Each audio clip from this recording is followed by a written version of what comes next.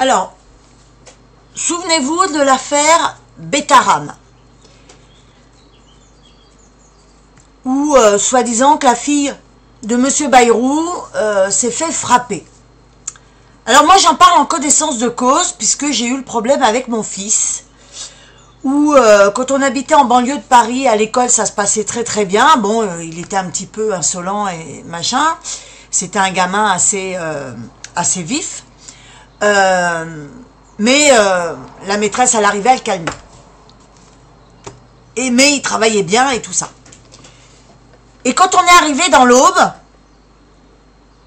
il est arrivé, donc il a été en 6e avec un... Non, en CM2 avec un prof. C'était un maître. J'avais un enfant qui était vraiment très épanoui, très bien. Il travaillait très bien à l'école.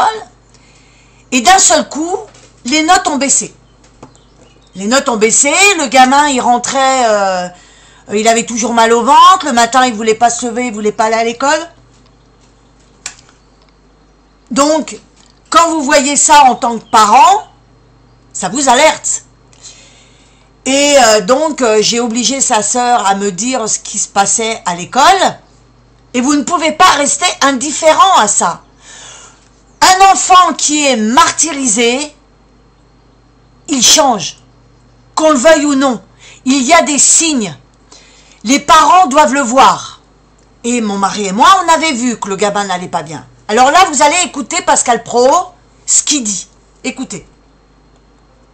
Bonsoir à tous, Sarah Salman est avec nous ce soir chez Louis-Dame Golnadel, oui. Louis de Ragnel et Paul Melun sont là pour évoquer l'actualité et la prise de parole de la fille de François Bayrou dans Paris Match. Aujourd'hui, Hélène, la fille de François Bayrou, et qui a parlé de ce qui s'est passé lorsqu'elle était plus jeune à Betaram, il y a maintenant plus de 30 années. Et que dit-elle à notre confrère de Paris Match? Elle dit: le père Lartiguet m'avait à l'œil, toi, la fille Bayrou, insolente comme ton père, et un jour il m'a saisi par les cheveux, traîné au sol et roué de coups de poing, de pied sur tout le corps, surtout dans le ventre.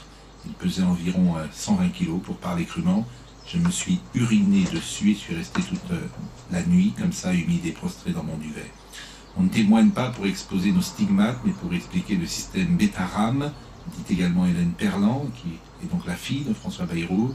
Maintenant que nous, entre anciennes élèves, on commence à comprendre et à se soutenir les uns les autres, on montre comment ces déchaînements de violence publique sont la condition paradoxale pour que personne ne parle jamais.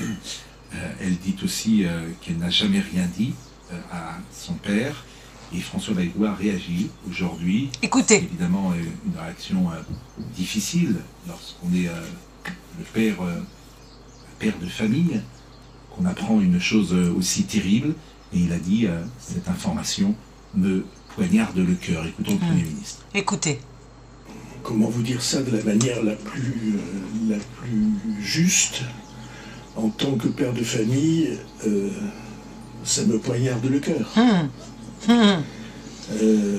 Même si c'est une affaire très ancienne, puisqu'il y a, je sais pas, 35 ans, quelque chose comme ça, mais que on ne l'ait pas su, et que des dérives de cet ordre aient eu lieu, pour moi c'est presque insupportable.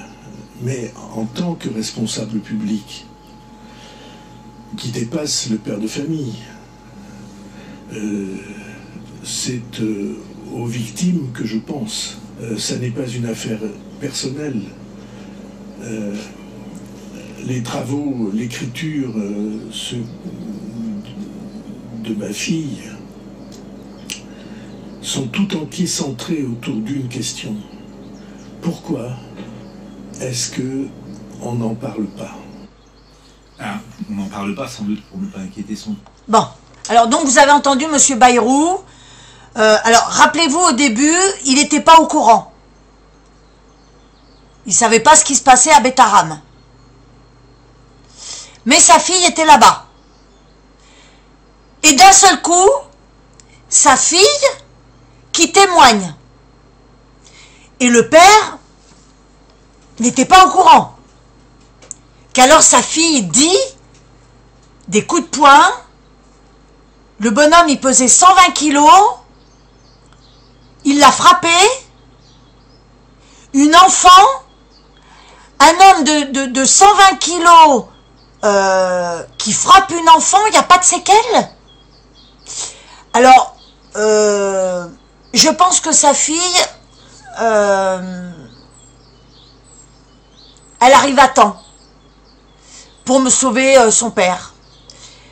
Parce que moi, je peux vous dire qu'un enfant qui se fait frapper par un bonhomme de 120 kilos, il y a des marques.